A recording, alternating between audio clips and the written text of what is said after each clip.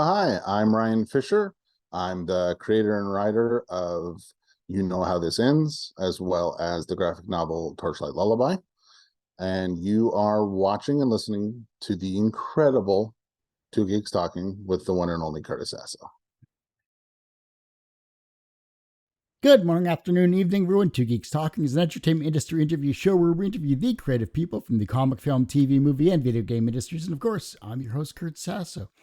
We are joined today by a returning guest. It has been far too long, to the point that I don't even know if the Tigers were good or the Mariners were good or anything like that. Probably not on both cases, but cartoonist, graphic designer, first time author with an amazing new book called You Know How This Ends. We are joined by the ever talented Ryan Fisher. How are you doing today? Hey, good man. How are you? Doing good, doing good. It has to be at least I'm thinking 5 or 8 years at least since you were last on the show.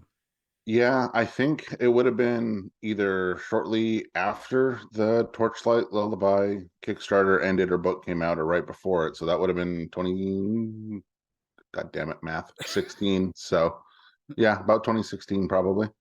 But you're back with a brand new book, an I am. amazing novel so far. I'm jumping ahead of myself as I do. For those that don't know anything about yourself as a creative person, tell us who you are and what you're bringing to Two Geeks Talking today. My name is Ryan Fisher. I've been working in comics for roughly 15 years now. Started in webcomics. I was one of those guys that caught the penny arcade bug. So had to do the me and my friends geek comic strip for a couple of years and completely fell in love with the medium. Did another strip for a couple of years called Sometime After, which led to my graphic novel Torchlight Lullaby in 2016, which is the last time you and I talked shop. Since then, I've dealt with a pretty bad injury that kind of put me on the shelf for a couple of years. But I've been back on it for about 2 years now, 3 years now. So I'm currently working on a pretty massive graphic novel called What's Left of Me.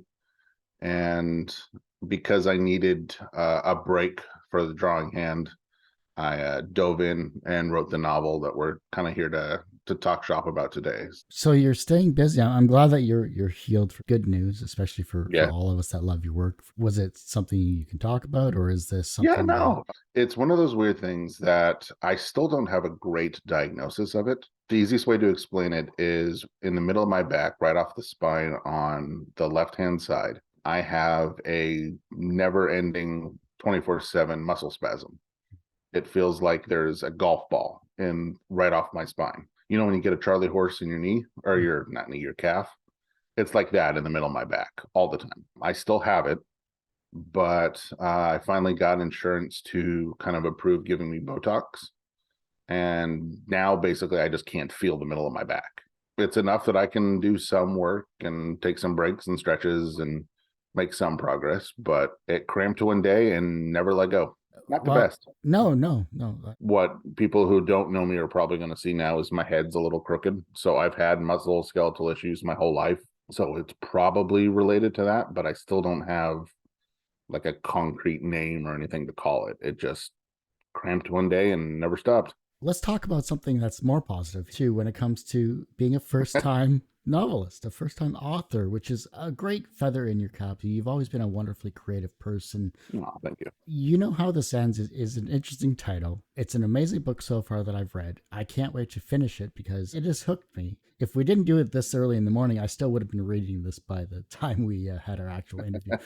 Tell us about You Know How This Ends and how this process came about and why this novel is important to you. So the book is kind of a take on second chances not being what you expect them to be.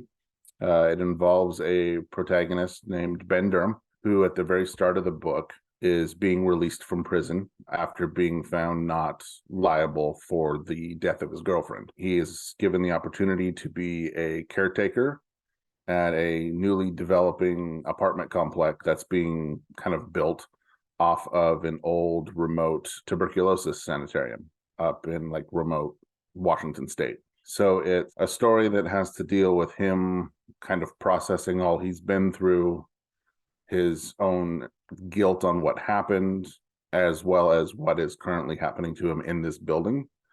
And it's a story that looks at, guilt and flashbacks and paranoia, and it was just kind of a fun exercise to play. And I've always been such a huge fan of horror and like Stephen King and things like that. I just wanted to play in that toolbox a little bit. So this was my excuse. Well, it definitely had feels of Stephen King. From what I've been reading it, you're definitely diving into that territory. Subtle enough, and it's the scenes, I can visualize them, which is great when you're reading a book. If you can visualize what's happening from a reader's perspective, that's the best headspace you can be in. I mean, maybe not for horror, but I mean, it's still a great read overall. Oh, that is how horror works. Otherwise, it's just weird words, man. What's the most misunderstood aspect about the horror genre for prose that people who don't follow it misunderstand? Ooh, the most. It's not all blood and guts. It's not gross. It doesn't even necessarily have to be inappropriate to be good horror. Yes, there's something to be said about visceral reactions you can generate with that kind of stuff. And like I use a little of it. Like there's some injuries and things like that in this. But I think the most misunderstood thing, like with a scary movie, it's jump scares, right? And there are people who love that, and there are people who don't. Like me personally, I don't like a lot of horror movies. I don't like excessive gore. It doesn't do anything to me. Like to me, it almost becomes comedy almost. But like if it's not trying to be funny or if it's not in that great genre of so bad it's funny, Yeah. it just takes me out of it. Like I'm not a Texas Chainsaw guy. I'm not a, it's okay. It's just not who I am. It's why I think I love Stephen King so much. And why, like earlier I referenced The Thing, which to me is like the perfect horror movie. So I think the biggest misconception is they're not all that. It's actually like your favorite episode of, I don't know, CSI or Law and Order or whatever, but it just has a twist on it, a bend on it, and that's what can make it horror. I only more recently, I think 10 years ago or so, saw Friday the 13th for the first time, Oh yeah. or Nightmare on Elm Street. The only one I actually saw in film was Freddy versus Jason, which people pan as like a Ooh, horrible film. that's not right, Uh, starts. yeah, well, my first official film with that stuff. I thought it was hilarious. I thought it was just a good That's fun true. time. Like it was meant to be funny in my opinion. But Saw 2 was a better horror film Yeah, besides the grossness of it. But the psychological side of things was more entertaining to me than anything. that is a very good one to start with. That's my dive into horror is very very shallow. Have you ever actually seen The Thing? Now that we brought that up. No, I have seen. Sorry, I have seen the thing. I have seen the thing. Okay, I've seen Invader of the Body Snatchers. I've seen The Shining multiple times. sure. I've seen classics like that. Psychological horror to me just does something a lot better because you're thinking about what's happening. And it wasn't until I got into film, like into actual being a student of film and taking it at university and understanding the genres and understanding concepts from a blocking perspective and from a 3D space perspective and why certain genres need the space and others don't, Hmm. even visually from a camera lens. There's so many avenues that you don't understand unless you're in the space specifically. And then you understand why you enjoy it. But sometimes you can just shut off your brain and enjoy something for the sake of enjoying it. Oh no, absolutely. I think for me, the gateway into horror, as far as outside of King, was Twilight Zone. Yes. Oh, And a lot of people don't think of that as horror, but yeah. to me, that's perfect horror. Like not obviously everyone, but add on to the last question you add, like what is misconceived about horror? Because people, I mean, rightfully so, classify that as sci-fi, but to me, it's also horror. And if I were to put like my flag somewhere in the horror realm, it would be in that side of things, creatively. And I'm not the only one. There's a lot of horror out there that gravitates more to that side of storytelling than bodies hanging up on meat hooks in a basement somewhere type of vibe.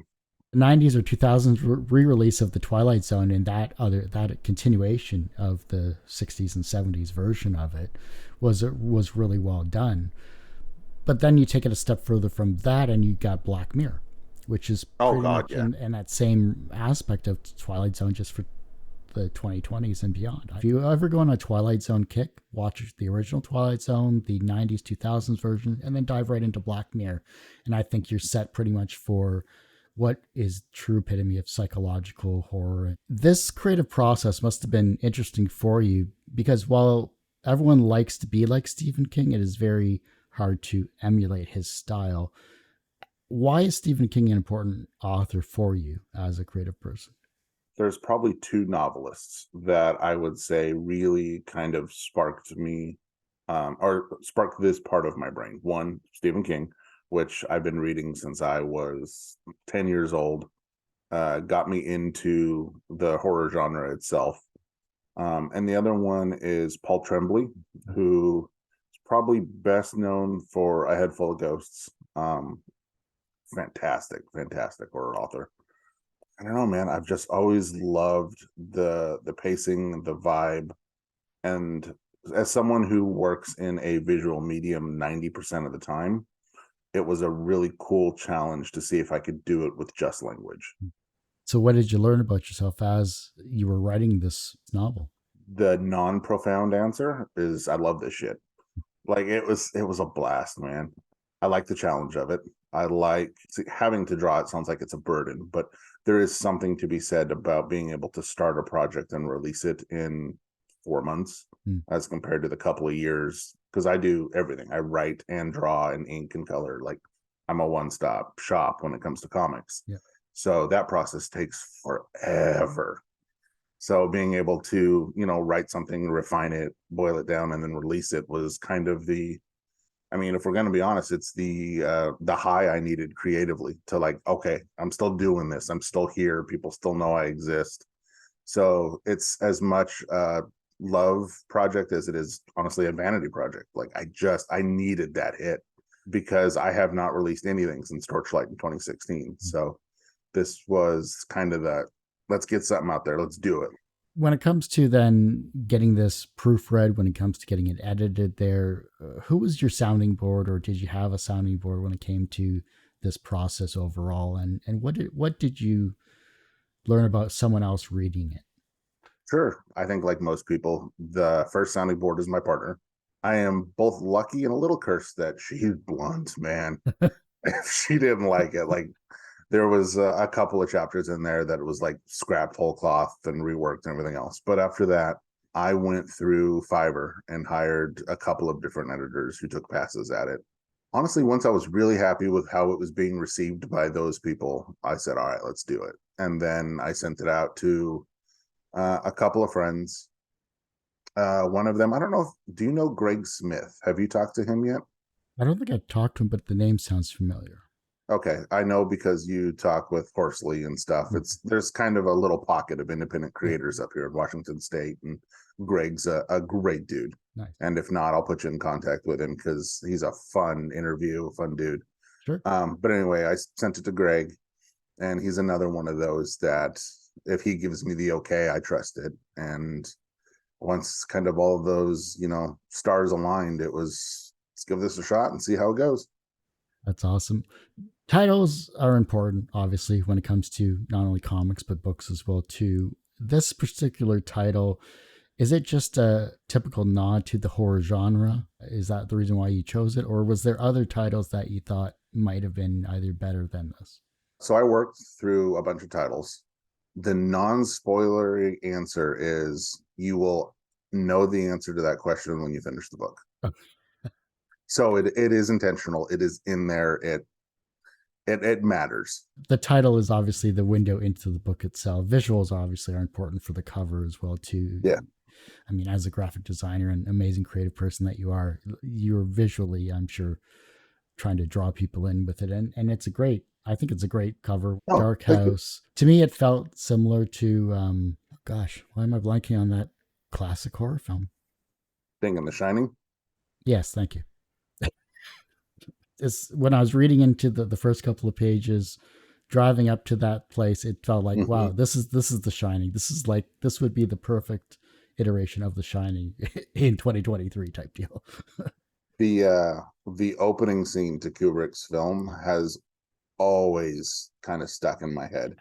Matter of fact, whether or not it's in the book when I'm done, but the what's left of me opens in a very similar way. There is something about showing real quickly to the reader that you are in some isolation Mhm. has always grabbed me.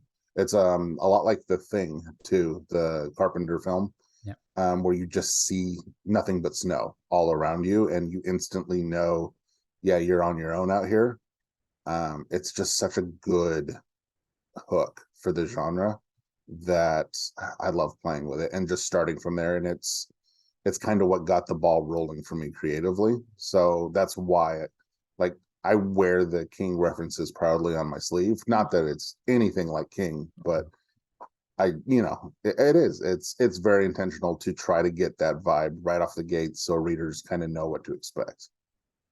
But that's what makes it great, though. You're already in familiar territory with people that love the book and love the genre itself. Cleared your creative headspace. You got some energy back up from what I'm hearing, at least in your voice. I can tell that you've gotten your creative juices back when it comes Oh yeah. to this process. So I can't wait to see this next book. Character design is always important in comics, but it's just as important in novels. What was your basis of your characters, and how did you find interacting with them as you were writing this? Did they speak to you? Ooh, I have not answered that one yet. Shit, the honest answer is probably not that satisfying. But the honest answer is when I write, I kind of hallucinate the characters, if that makes sense. Mm-hmm. Like it's the best way to describe the process is I kind of see a loose, blurry movie in my head. And I think it was just a matter of literally sitting here staring at the ceiling fan until they started to feel like whole people to me. They're not really based on anyone concrete. It started as a hypothetical, what would I do in this situation type story, and tried to build the world around it and have plausible actors in it. Speaking of world building, because obviously when it comes to creating a comic, you're building a world visually in that respect. And obviously, as you're reading this novel, you can feel the world building at every single page because you're very direct when it comes to your descriptions of the scenes and of the perfect example is cleaning off the bird shit in the fifth floor window. I mean, that was just hilarious to me.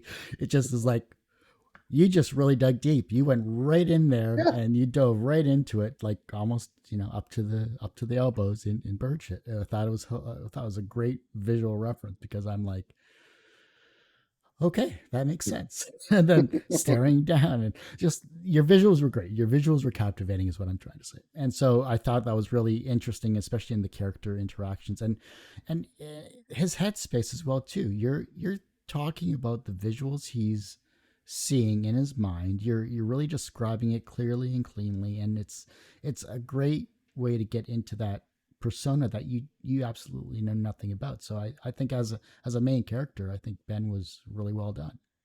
Thank you, man. I appreciate that. So what I'm leading into is the creative process when it comes to your character development and design.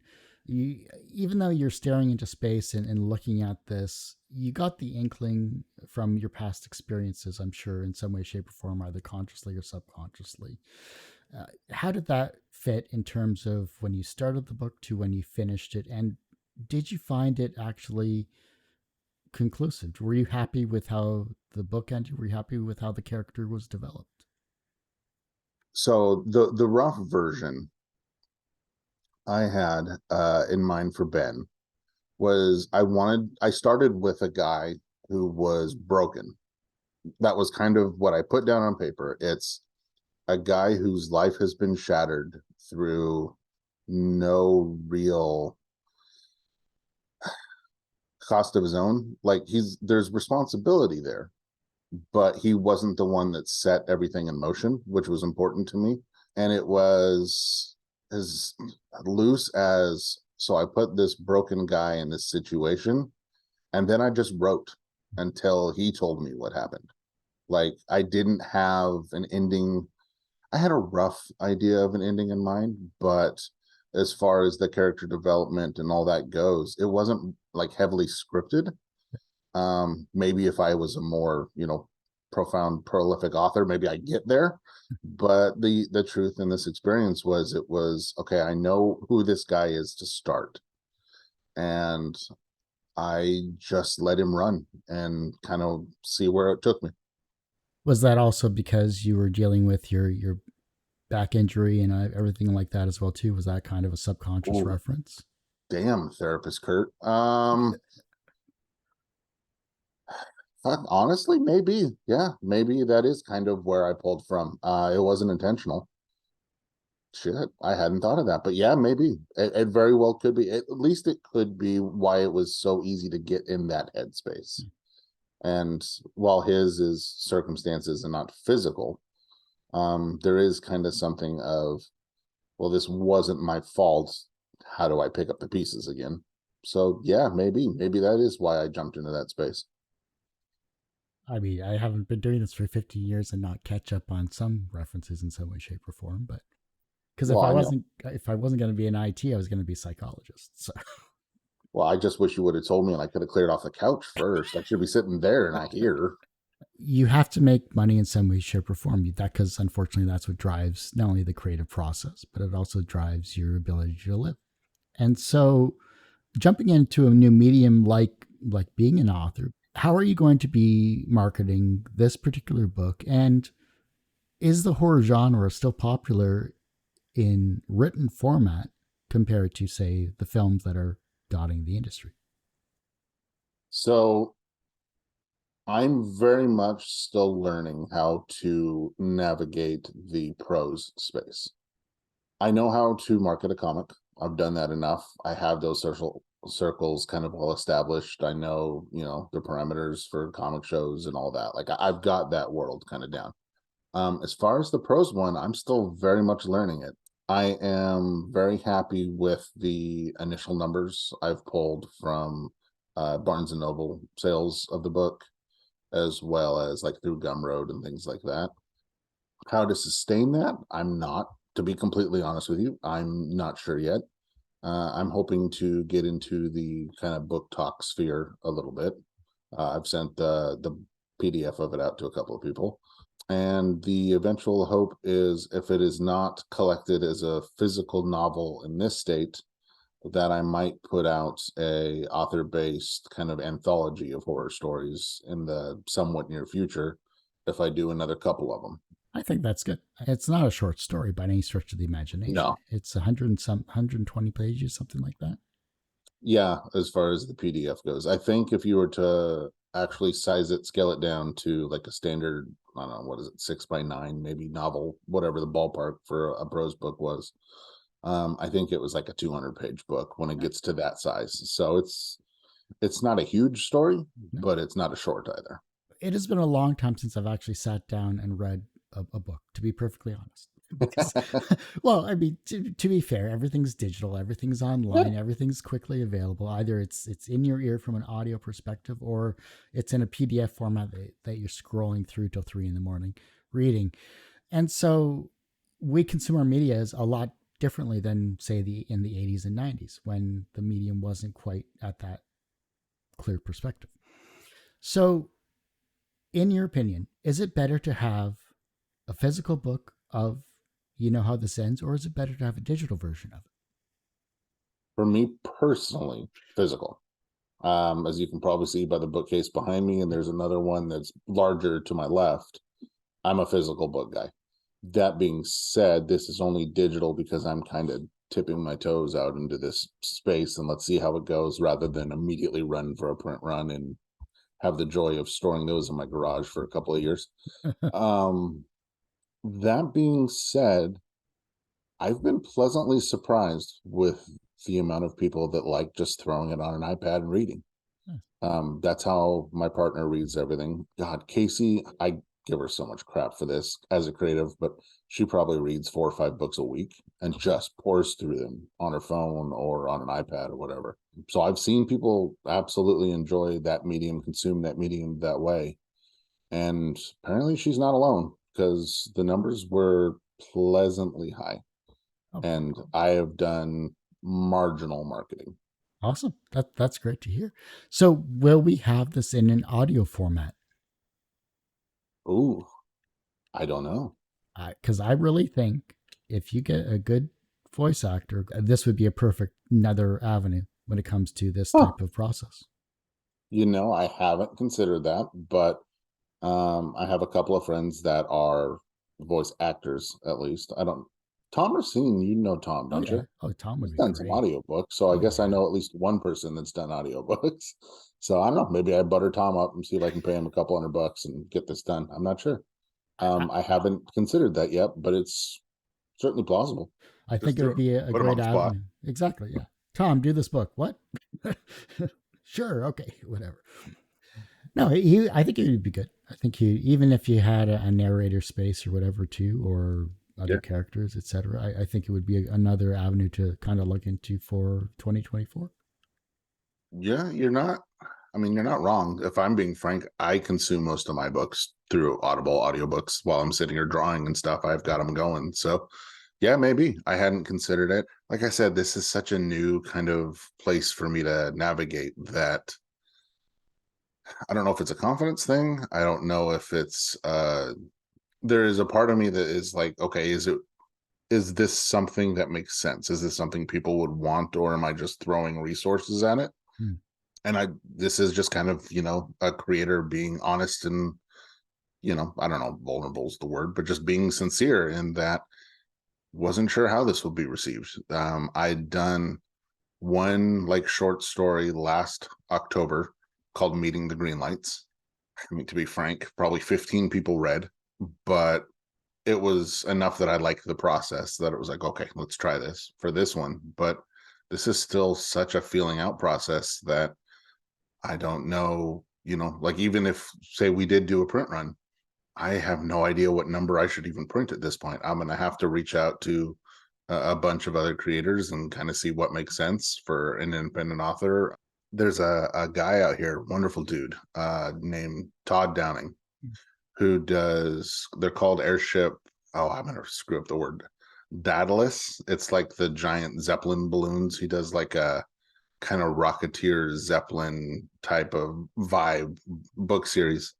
Fantastic books. I've only read a couple of them, but they're really good. But he's been a lot of help, and he's actually one that I'm kind of like, when I get to this point, I'm gonna really lean on him pretty hard as far as, what are the next steps, who do I contact, things like that. But yeah, there's so much of this that like you're catching me early in this process, man. So I'm not sure yet. Well, I feel honored that you're coming on the show after all these years and to talk Oh, about your very first book as well too, because I think it's just I've tried to keep this space as free and as creative as possible for 15 years, and I like the fact that longtime friends like yourself are creating different mediums that are energizing them and entertaining the masses, and that you're having fun with it. Because if you're not having fun with whatever you're doing, whether you're on this side of the mic or on that side of the mic, then why are you doing it? What is life to you? yeah, no. I mean, I'm not, I'll gas you up a little bit. When it was like, okay, who do I talk to? You were one of those people I knew would understand that my heart's in this and would kind of respect it and treat it kindly. And I mean, you and I have always talked shit to each other. Granted, mostly it's sports based, but still, like, I don't know. You've always been a really kind, friendly voice. You've done this professionally, you've done this cleanly, succinctly for so long, for Yeah, so many people that yeah, you were one of the very first people I thought of. I appreciate it. It's good because I would rather wrap up 2023 with you than something else. Oh, Besides, the Tigers suck anyhow, so it's not gonna. From the editing side of things, and you touched on it earlier, what was cut out of the book? so what has been cut out is what you are about to read. Oh, And that is, I delved a lot more into what the sanitarium used to be. mm, There was a couple of chapters that they weren't flashbacks in the sense that it wasn't like Ben experiencing them, but it was kind of a where you shift perspective a little bit and you see what used to happen there and what it used to be like for Francis and a couple of the other characters. One of those chapters was hard to cut. Like, I'll be honest, there was a couple of things I really loved in there, but this was before I sent it off to the editing stage. In fact, this might have been when my partner and I were talking and she shut it down. While I liked a lot of what happened and I liked some of the backstory it added, I really wanted the reading process to be fast paced and clean and succinct. And I wanted this to be the type of thing that you could pick up at noon, be done at 4 or 5, and just kind of enjoy the process, if that makes sense. Yeah. And once I started playing in that part of the world a little bit, it got a little chewy. It kind of slowed down just enough that it was like, is this adding enough to the reader? Like, it was fun for me, but was it necessary to tell Ben's story, which is the story I'm really trying to tell here? So those got left kind of on the cutting room floor, but that was about it as far as what was left out. The rest of it was pretty much there from the first draft, and it was just kind of molded and tweaked as I went along. Is there something from that cutting room floor bits that you may bring back in future stories? Only way I could see that happening is if I go back to this world again. Okay. Which is possible. The ending is done in a way that it is possible to go back. Whether or not I do, I'm not sure yet. This is kind of one of those things where I seem to be a little different or weird from a lot of my friends in this space. I take a lot of pride in and enjoy reading stories that have concrete beginning and ends, if that makes sense. A lot of creators and a lot of stuff I like to, enjoy want to make series, and they want, like, big arching projects to tell big stories over multiple volumes. That's never been me, and it might be because I do everything myself. You know what I mean? Yeah. But I've always enjoyed, and it really hit home when I was doing like Comic Cons for Torchlight, and that is, here it is. It's done, beginning and everything, one price. Enjoy the story. You don't have to keep following me. You don't have to wait 2 years to figure out what happens. It's all right in front of you. So I have taken that to the Prose, I think. That being said, I could dip back in, but there is no plan at this moment to. Your style has always been, here's a one shot. Like there's nothing wrong with that process, because being time conscious of your readers and the people that are paying money for the work that you're creating. It's not to say the quality is great enough that they'll keep coming back with whatever project you create.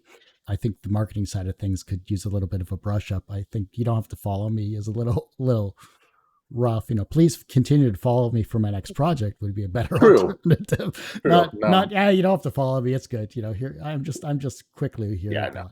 That was two friends talking, not the. I know. But no, it's the, you don't have to follow in anticipation to figure out how the hell what you just invested in ends.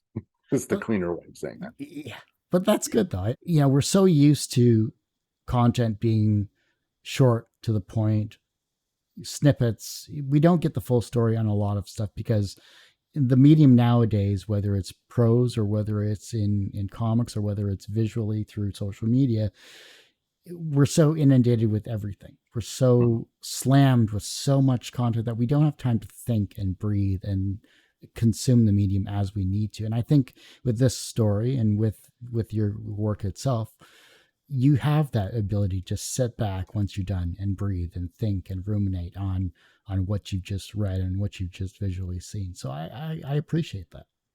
Thank you, man. No, we were talking just a little bit ago about like the book marketing side of things. And if I'm being frank, that is why there are so many series out there, is it's so much easier to market the same thing over and over again. That's why movie studios keep doing remakes and sequels, and why they tell you to, if you go to any sort of creative seminar, they say kind of release snippets of it, or even the webcomic model now is, consistent updates, make them enjoyable, but it's, you want to do a slow build, slow hook, build your audience over time that way and steer them all to the same project for a long period of time, I've completely shot myself in the foot in that sense. But I do so willingly because it's just that's not the realm I want to be in. Yeah. If there was like a creator whose kind of style I have always appreciated, it might be Chris Straub, Mhm. who has kind of done like the Straub universe, that it's these are not related projects. If you're going to dig my work, you're going to dig it because it's me and my voice, but has never shied away from killing his own darlings, if that makes sense, where this is the end of it and I don't have to go back. I'm glad you loved it. I loved it. Let's see what's next. And I think that's kind of how I'm wired. And I just think it depends on what you enjoy, because we're only here for a limited amount of time. So we enjoy what we enjoy. And, I'm glad that you're creating what you're creating, because, Yeah. it makes sense and it's fun. You're going to have a good time either way. Nah, If you were a brand new person in the prose world in terms of creating your own novels, where would you start? so, I mean, first you have to love books. Like, if you don't, then what the hell are you doing? But once that's aside, where I really kind of got this ball rolling, there are two resources that I really highly recommend. The first is the fantasy author, Brandon Sanderson. He does a lot of like lectures. He has a whole series on YouTube where he's talking, I think it's a BYU, and it's for a creative writing class. And it's amazing that he breaks down how to do the world building, what are the tools in this tool chest, how to develop characters. It is a college level master's class that is entirely available for free on YouTube. I think he also has some stuff behind a paywall.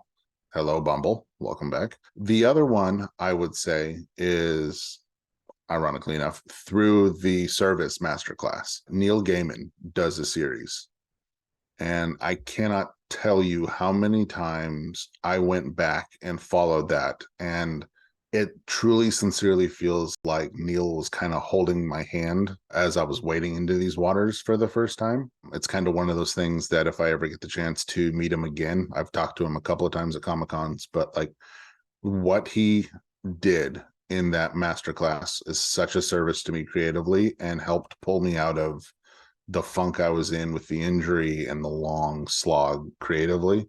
I highly recommend anybody even thinking about wanting to write so much as a short story to pay for the 1 month membership. It's only like $10, $15, something like that, and just go through those classes. It was such an amazing resource. Neil is such a great teacher. From here on out, anytime any parent or anybody comes up and says, how do I get into this? That's going to be my answer. I did the Aaron Sorkin one for Yeah. film and television, and there's so much. Just even something as simple as just trying to visualize and thinking about blocking as you're writing and things like that. Like, Mm-hmm. you can take that side of things from a visual perspective, especially in comics as well, and put that into your prose if you wanted to combine your mediums. Oh yeah, I watched that one. Trudy Bloom's was decent. I picked up a little bit here and there. I think Dan Brown, I think, also had one that wasn't bad, but Neil's was the one that really gave me the permission to do this. He does it in such an engaging, friendly way that it's cool to just experiment and play, and it kind of gives you the tools on how to narrow it down that I can't promote it enough for anybody that might want to get into this sphere. Because like, if we're being honest, your two real main probably target audience people are other creatives or people who want to be creatives. So if you are in that second kind of realm, that is two resources that I could not put my endorsement on higher. I'll have to re-up my subscription and revisit that. Now's the time. I think it's always pretty cheap at the start of the year because a lot of people, their resolution is to get back into whatever it is. So I bet you now is kind of that opportunity. Because language is so important, what was an early experience where you learned that language had power? When I swore and had to suck on a bar of soap. Yeah. No, I think we're going to go back to Stephen King again. Reading that in probably fourth or fifth grade and getting nightmares off of a novel and just kind of loving that process, if that makes sense. It was kind of like an adrenaline hit nightmare, like not a, oh God, I'm freaking out, but like a holy shit, what was that type of vibe. And I think ever since then, like I read a lot, but they're almost always horror books or drama books. I cannot get through most nonfiction books. I can't do historical fiction. I don't like sword and sorcery. There's something about that adrenaline hit. And you can only get it from prose to me because it's your own imagination that's fueling the fear. And you naturally kind of put in your own fears, your own, if I say this is a scary monster, it has this quality, and this quality, you fill in everything else that would freak you out. And as somebody who approaches creativity as an artist first, there's so much power in letting somebody else design the monster, if that makes sense, or design the hero or the love interest. So yeah, that to me is the power in it, is that the reader is such an active participant. Everyone usually asks, what's the wisest piece of advice or what's the most bullshit piece of advice you've ever received? But what is the second wisest piece of advice that you've received that's stuck with you in your various creative journeys?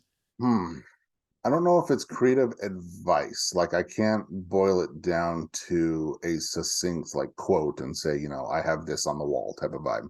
But I think, and this kind of speaks to who I am creatively to a bit, I've always had such a great respect for David Bowie. And the reason for that is he never followed the pressure to do what other people expected him to do. And each new project was, what am I feeling? What am I into? And let's play in that environment.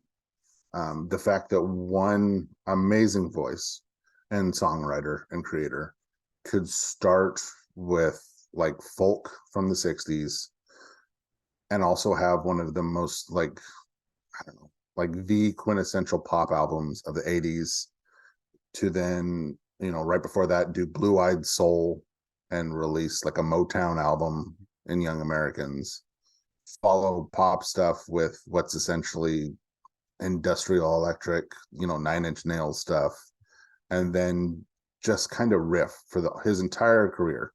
And it was all because it was stay true to what's inspiring you now and what you want to be. And it's going to be for the people who like it, and everybody else, I'll catch you in the next project and see if you like that one more. I think that's been the creative guidance for me my whole life, is don't chase a trend. Don't chase what you want to be perceived as. Chase what you actually are enjoying in this moment. Go with your whole being 100%. And the people who are going to like it are going to find it. And everybody else, if they don't like it, hopefully they'll catch you on the next one. And if not, that's okay. Everyone has one person that inspired them on their path to where they are today. Who was that for you? I think that would probably be my stepdad, who I sadly lost about a decade ago now.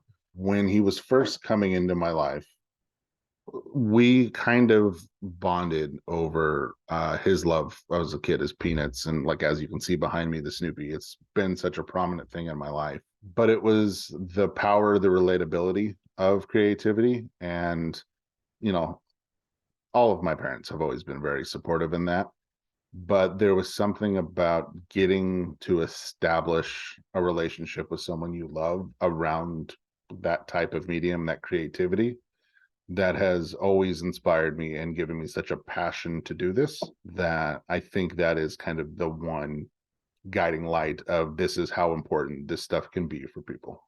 From a professional standpoint, you're, of course, a creative success when it comes to comics, as well as your newest novel, You Know How This Ends. So professionally, you're successful in that regard. Do you consider yourself personally successful? Yes, because I finished it. Like there are several barometers of success. Where I am at this stage in my life, if I finish a project, if I gave it everything I had, and if I can release it, I am happy to put my flag in that as a success. The reverse of success is failure. How do you deal with your failures?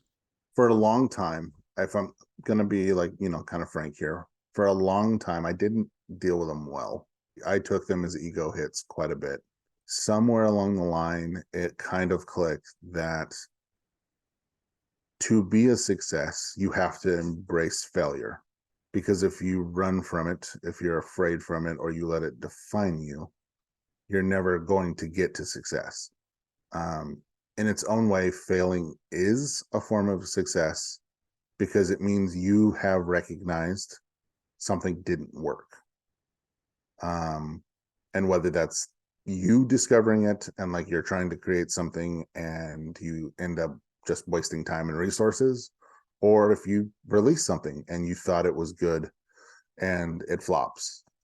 There's a lot of positive power in that if you are willing to approach it and try to separate the disappointment of it from what are people telling you about it and what needs to change for the next thing. A failure is a good thing unless you let it stop you. The younger generation are looking at your work and they're becoming inspired to be creative in their own way, whether it's as a comic artist, graphic designer, or now as a prose author. Maybe you're inspiring them down a creative path in the future. How can they inspire the generation that follows them?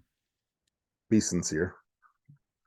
There's a whole lot of people that are approaching this trying to make the next Spider-Man, trying to hit on whatever is currently popular.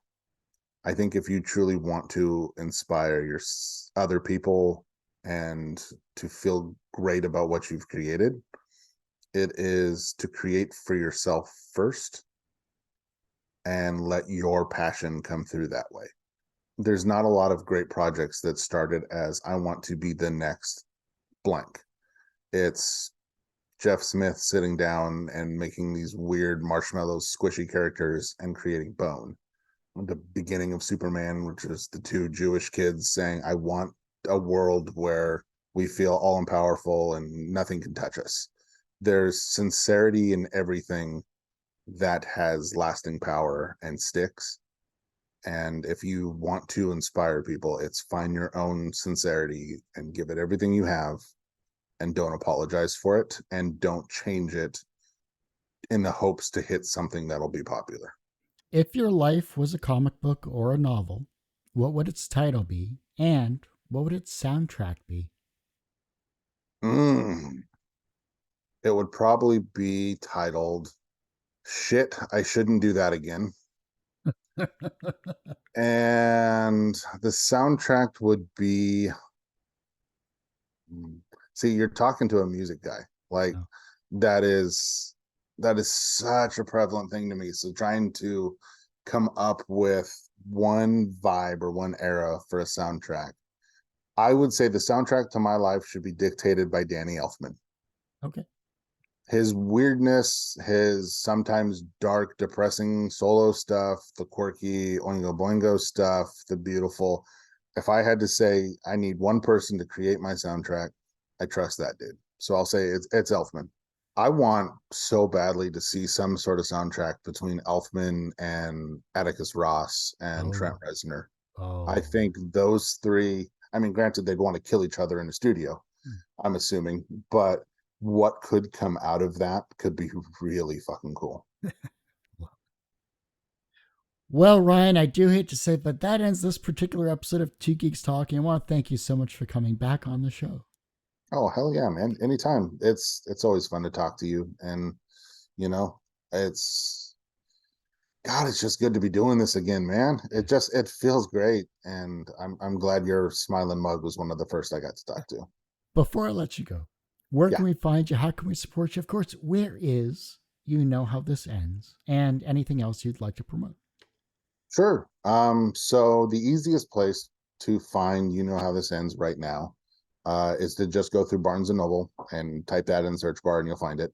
It's also available on Gumroad and I don't know, probably 8 or 9 other of like the interlibrary digital stuff like Overdrive and all of that. It's at this exact moment, which is December 30th. It's not on Amazon. As a young author, I'm still trying to break through their parameters to get it approved. It could be any day now. It could be up this morning and I wouldn't know it. It could be 3 weeks. So not sure on that one, but right now, Barnes and Noble. And if you want to follow my work or see anything else, it's just my name, RyanFisherDesigns.com. You can download the book there as well as see any of my illustration work, poster illustrations. I do a lot of that right now, past graphic novels, things like that. You can find there.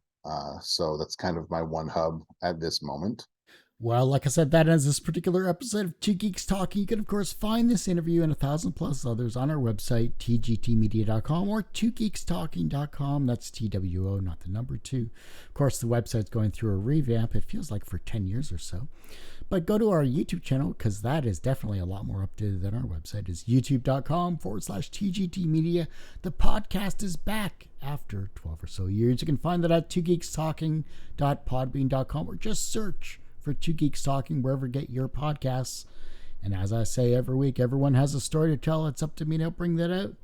Thanks for listening and watching on Two Geeks Talking.